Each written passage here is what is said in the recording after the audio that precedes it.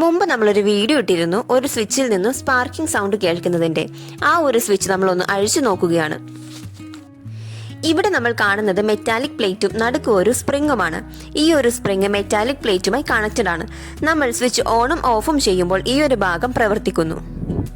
നമ്മൾ switch on ചെയ്യുന്ന സമയത്ത് മെറ്റാലിക് പ്ലേറ്റ് താഴെ ഒരു ടെർമിനലുമായി ടച്ച് ആവുകയും അതുവഴി കറണ്ട് പാസ് ചെയ്യുകയും ചെയ്യുന്നു. സ്വിച്ചുകളുടെ ഇന്റേണൽ പാർട്സ് സാധാരണയായി ഉണ്ടാക്കുന്നത് കോപ്പർ, ബ്രാസ് പോലെയുള്ള ഹൈ കണ്ടക്ടിവിറ്റി ഉള്ള മെറ്റൽസ് ഉപയോഗിച്ചാണ്.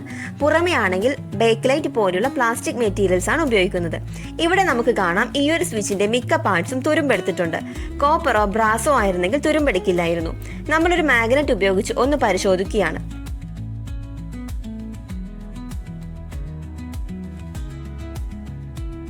അയനുള്ള ഭാഗങ്ങളാണ് തുരുമ്പെടുത്തത് എന്ന് നമുക്ക് ഇതിൽ നിന്നും മനസ്സിലാക്കാം. നമുക്കൊരു സംശയം തോന്നി ജസ്റ്റ് ഒന്ന് ഗൂഗിൾ ചെയ്ത് നോക്കിയപ്പോൾ അയൺ കണ്ടന്റ് സ്വിച്ചിൽ ഉപയോഗിക്കാറില്ല എന്നാണ് കണ്ടത്. നിങ്ങൾക്ക് ഇതിനെക്കുറിച്ച് എന്തെങ്കിലും അറിയാമെങ്കിൽ താഴെ കമന്റ് ചെയ്യുക. ഈ ഒരു സ്വിച്ച് പെട്ടെന്ന് റെസ്റ്റ് ആയതുകൊണ്ട് അതിന്റെ കോണ്ടാക്ട്സ് നഷ്ടപ്പെട്ടു തുടങ്ങിയിരിക്കാം. അതുകൊണ്ടാകാം ഈ ഒരു സ്വിച്ച് ഓൺ ചെയ്യുമ്പോൾ സ്പാർക്കിംഗ് ശബ്ദമുണ്ടായത്.